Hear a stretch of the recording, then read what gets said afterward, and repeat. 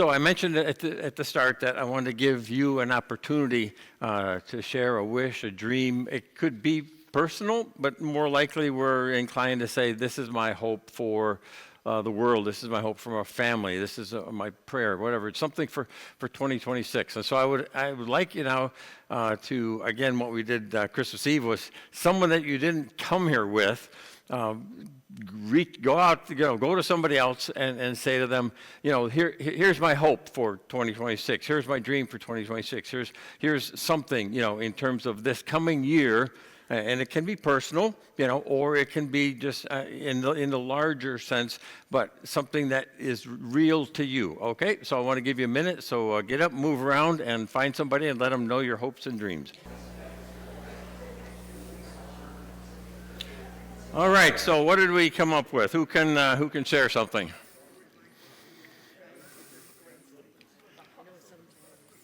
Who can share? Yes, Betsy.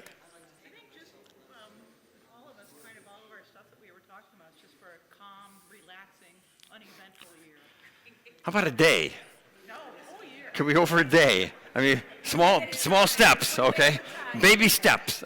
And any of you watching at home, feel free, and Pastor Lynn back. Okay, good, she's got some, thank you. Health and slow healing, not instantaneously. Health. Slowly, so they know God's plan for them. Sure. All those suffering with cancer and any other. All right, health and healing, you betcha.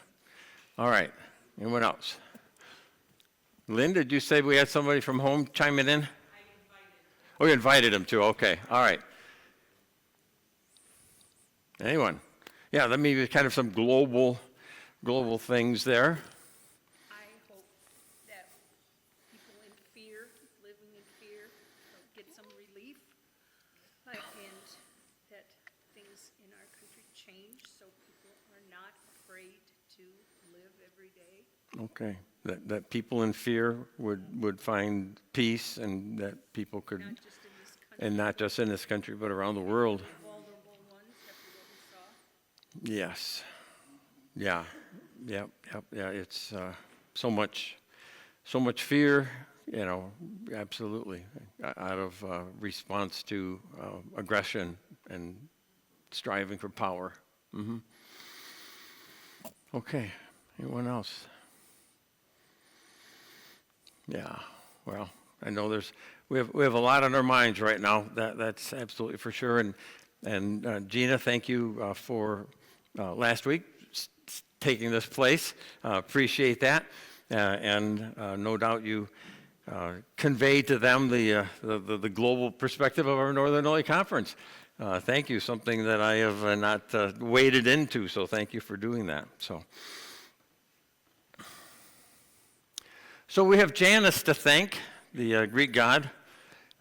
Janus is what gives us January. And that Greek god had faces in two directions, looking one to the past and one to the future. Janus brought us this sense of endings and beginnings, this sense of transition. And transition, especially as in respect to time. And I've kind of moved in and out of the whole conversation with myself, and perhaps you have as well, is like how much emphasis, how much thought do I give around doing something new, as this new year begins. And so I don't know how much thought you've given to it. How much thought have you thought, well, this year I want it to be different. And I hope you have. And I love that John Wesley hymn, because it does remind us, because it's easy, especially as we age, and some of us here have aged a bit. It's easy as we've aged to become comfortable with who we are, with where we are. And not only the good things, which are great, but also with some of those edges in our life that some could call the rough edges in our life that we've just, again, become very accustomed to. And so Wesley in his song reminds us that no, we should not be comfortable with who we are, where we're at, until we reach that final point where we and we cast our crowns before thee. That's when we can relax. That's when we will hear, well done, thou good and faithful servant. But if that's your goal, and if and as that is your goal, and if you want this year to be different, you have to do something different. So it wasn't too long ago that I had a bunch of eye work done, eye exam. And those of you who dread that, if you haven't been recently, you'll be glad to know that there is no more puff test to the eye. All right, the dreaded puff test, like hold your eye open while we blow air into it. Like, no, that's not something that we enjoy. So they now have a test where they can test your eye pressure without the puff test. And so get yourself to an eye doctor. So, but they have that point where it's like, which one is more clear? Is it this one or this one? You go, oh, it's clearly this one. And they go, was it number 2 or number 3? And you go, well, number 3, and then number 4 or number 5. I don't know, it's getting pretty close. Number 6 or number 7. And the whole point of that is to see, well, I can see clearly now, right? And so we're saying along, I can see clearly now, the rain is gone, right? So I think for many of us, if not all of us, in some way or another, 2025 was a tough year, right? In one way or another. I'm pretty confident of that. I know I had some thoughts and some ideas that went kerplunk, but I kept at it. I kept getting up and getting up. Some of you know I received some less than stellar news about my lungs, my condition. It's something my parents gifted me with. But I try to have the approach that because of what I have been through, because of what I've gone through, I can now see more clearly. So there is this fascinating moment in Jesus' life, and it's found recorded what we call Mark chapter 8:22. And it's this. And they came to Bethsaida, and some people brought a blind man and begged Jesus to touch him. So as Gina said, he took the blind man by the hand, led him outside the village, and it was there that he spit in the man's eyes. Now that's a little disturbing to me. I don't think we think much of our own spit, much less putting it into somebody else's eye. So it says when he had spit on the man's eyes, he put his hands in him, and Jesus said, do you see anything? And he's like, oh, I see people. They look like trees walking around. And after that, then, Jesus put his hands on the man's eyes. And we're told that the man's eyes were opened. And his sight was restored. And he saw everything clearly now. So I want to talk this morning about how we see, how you see the world. Our outlook, the optics in life, you might say, that's huge, isn't it? I think we can all agree on that. But so often we don't know how to change that part of us that we have become so comfortable with. It's like an old shoe, right? We love our shoe, it's gotten very comfortable, but at some point it no longer is giving us the support that our feet need, and we really need to change shoes. We might not even be aware that we need to change shoes. We might not even be aware of the fact that it's no longer giving us the support that was intended. The old in us, that which we've been standing in, it's hard to change, isn't it? So I'd like to toss out 3 suggestions as to how you might see, or how you might find a new approach to living. Now, that's a tall order, and I'm fully aware that whatever I say for the next how many ever minutes is not going to bring about that change, but I'm hoping that it will prompt the desire, at least the start of the desire, for you to go, you know what, yeah, maybe that old shoe has gotten too comfortable. And you might have one or all 3 of these down pat. If so, please have patience with those of us who have yet to attain the level of perfection that you have. So the first lens I'd like to consider is the lens of optimism. So I know it sounds simplistic, but optimism can change the way you see reality. There are those that say, well, why talk about optimism in church? We're only here to talk about the faith. But I know a lot of people who have faith that aren't very optimistic. So how can that be? I don't know. I don't understand it, but it happens. And I think the reason might be because we experience those that experience faith as a noun. In other words, you have faith, and your faith is a belief. And that's kind of a full stop, right? You have faith in God. You have faith in Jesus. You have faith in the Bible. You have faith in your faith. But it's a noun. It's a belief system. And that faith anchors you, but it does not elevate you. And I think it's so odd that so many times people will say, well, I'm a person of faith, but they're pessimistic. How in the world can you live by faith and be cynical or pessimistic? But some pull it off really well.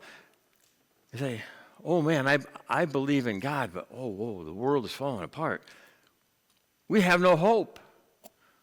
We hope in Jesus. Well, which is it? So, how important is optimism? Well, I looked it up. You can look up everything these days, right? And if you choose, I mean, this is scientific, they've done some studies. If you choose to approach life optimistically, you have a 20% chance of living a longer life. I like those odds, right?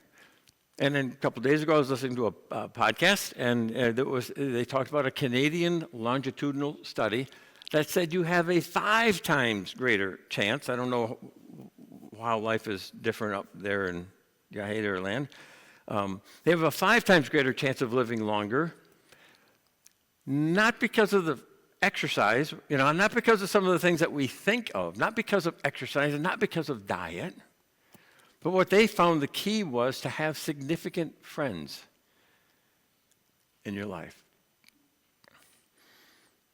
Perhaps you've heard it. I've heard it said, I'm not a pessimist. I'm a realist. But if you're not careful, pessimism feels like realism, and you don't think that you're being pessimistic. You just think you're looking at reality, and everyone else has this false view of the world. But optimism isn't about ignoring problems. Optimism is not about pretending everything's going to be okay. But I think in some ways, pessimism is rather self-fulfilling. See, pessimism steers you towards negative outcomes, because with pessimism, why would you look for a better outcome when you're convinced the worst is going to happen anyway?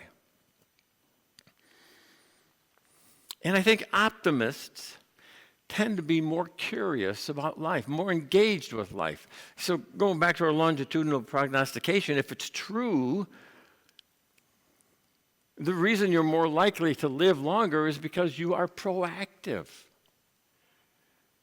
about life. You have a 20% chance of being healthier, of being physically healthier, of being mentally healthier, of living a fuller life. And so even if optimists are wrong, they come out ahead because of the way they see life. But optimists, you're not shocked when things go sideways. Optimists aren't shocked when things go bad. Optimists know that life will take a bad turn. They know there are going to be obstacles. It's not a denial of the difficulties of life. Optimists simply believe problems are temporary. And in some ways, we can even have a positive relationship to problems. See, a problem is just an opportunity to bring a solution. Betsy, for whatever reason, I can't remember, a couple of days ago, she was talking about one of her jobs at a pharmaceutical company where she worked on the process of getting drugs okayed through the FDA. And she said, well, I had this one boss, he's always, kind of a tough guy. And his mantra was, if you're going to bring me a problem that you're having, you bring me a potential solution. See, an obstacle is just an opportunity to elevate your game. A challenge is just your chance to prove what you're made of. Optimists see problems, but they don't see them as permanent. So our question is, do you believe your future can be different? Or do you find yourself locked in this cynical view of the future? See, when this man's friends bring him to Jesus and ask Jesus to touch him, they believed his life could be better, or else they wouldn't have brought him. They believed what they were doing could make a change. They believed that Jesus could change him. So I wonder how many times in our life we've just accepted, oh, this is the way it's going to be, que sera, sera, right? Nothing's going to change, and there's nothing I can do about it. Which, by the way, is the second dynamic of an optimist. Optimists believe they have the power to change their future. They have the power to make something good happen. How many of us remember the name Oral Roberts? Yeah. How many of you remember his theme song? Something good is going to happen to you this very day. Something good. See, that's a great theme song, isn't it? That just says, come on in, man. The water's warm. Jesus can make a difference. That you can make a difference, to create the future that you might long for. And some will think, well, that's delusional. You're out of your mind. You can't create the life you want. Well, don't tell an optimist that, because they're not going to listen to you, because they're too busy creating the life that they long for. You can ask, and it would be appropriate, given where we are, how does faith then fit in? See, if optimism is the conviction that problems are positive instead of being angry when you're faced with a problem, be thankful that you have this opportunity to do something amazing. But there are times in your life when you're in a moment where it feels bigger than you. Now, sometimes your friends are able to help get you through that moment, but at other times that problem might seem so large, so heavy, that it will be the awareness that it is the God who never leaves you, who never forsakes you, who will guide you through and who will carry you through, who will not abandon you and who will take you through it. That it'll be God who will walk beside you through that problem. There's a powerful force at work in your life when you live by a life of optimism that's fueled by faith. For me, as much as it still sounds strange launching this year, beginning a new decade of my own life, I'm going to hit it running. I'm going to create, and I'm looking forward to creating that momentum that will carry me forward for the next 10 years. So how are you going to see your life this year and today in the world around you? Optimism, I think, is one of the most critical lenses for transforming the way you see and how you live. So the second opportunity, in terms of how we relate, is how we relate to problems. Opportunity. How you relate to inconvenience, to interruptions. That's the lens of opportunity. So have you ever had your day all planned out? You knew exactly what you were going to do, and at the end of the day, someone said, well, how'd your day go? Did you get done what you were hoping you'd get done? And well, no. In reality, sometimes you didn't get much of anything that you'd gone into that day that you'd planned on doing done. So how did that happen? Chances are it had something to do with people. Humans and human beings create ingenious ways of interrupting life. People are wonderful. Humans are great. We're a wonderful species. But have you ever noticed that it feels like a lot of times that humans are also one of the greatest obstacles to keep you from achieving your greatness? That what they do is create problems in your life, obstacles, interruptions, if you will. And how you relate to interruptions is a window into how you'll engage with opportunity. How do you deal with the pitfalls and the roadblocks will substantially direct and affect where you land in life. So, some of us, I think, have heard of a woman named J.K. Rowling, and some of you know the story that she took her book, this little book called Harry Potter, to 11 publishers, and they said, no, this book will never sell. It's too dense, it's too complex. So she took it to a 12th one. The 12th one also said no, but the 12th one took it home, and their child read the book and said, Daddy, you got to publish this book. A lot of pitfalls along the way, but she did not let that deter her. Some of us know the name Howard Schultz. He bought a little company in 1987. There were 7. It was a rather small little grouping called Starbucks. Went from 11 in 20 years to over 15,000. Now, were there obstacles and pitfalls along the way? Oh, yes. But each of them saw the pitfalls of life as an opportunity to pick themselves up and forge ahead.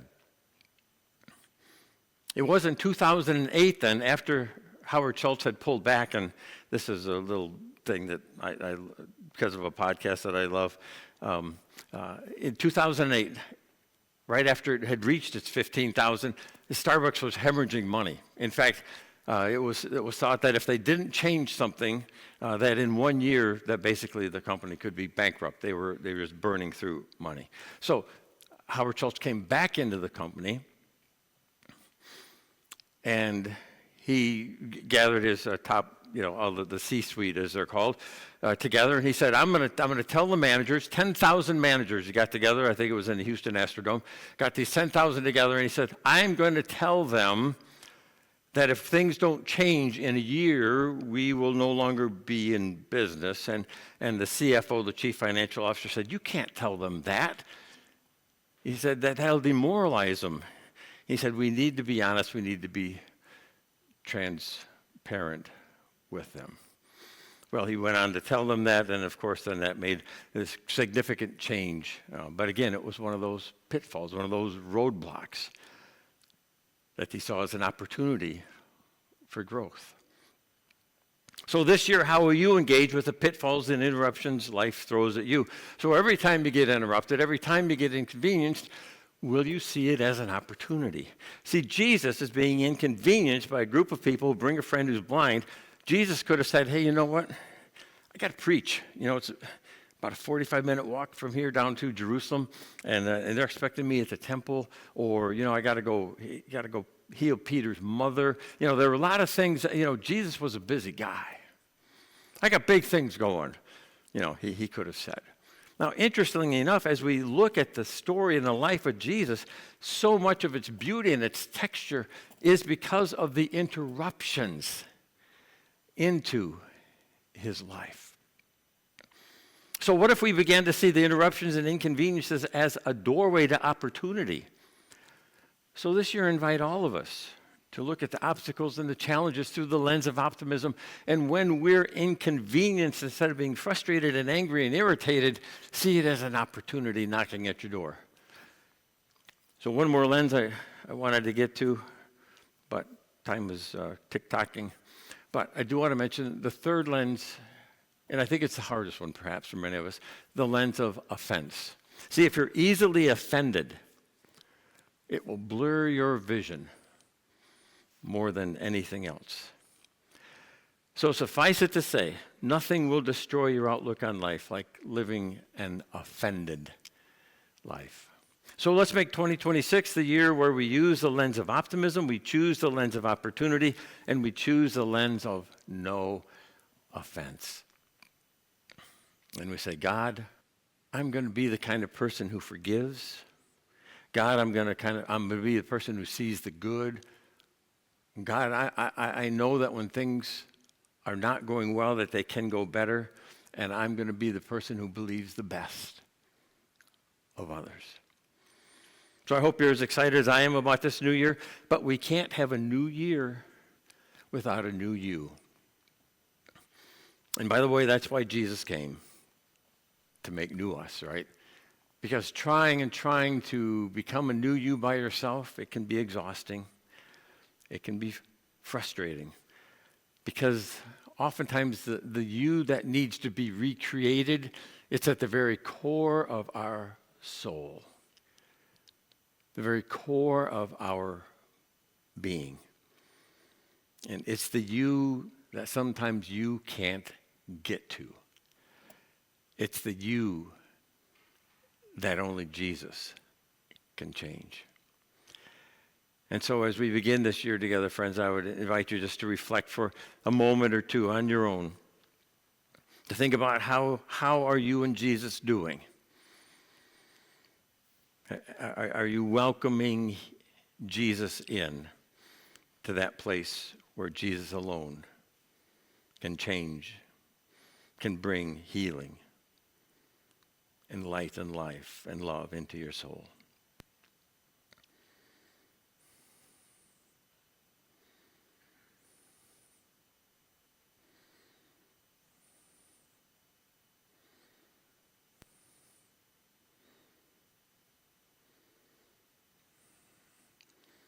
May we be, as Bob Unger's great little book, My Heart Cries Home. May it be so. Amen.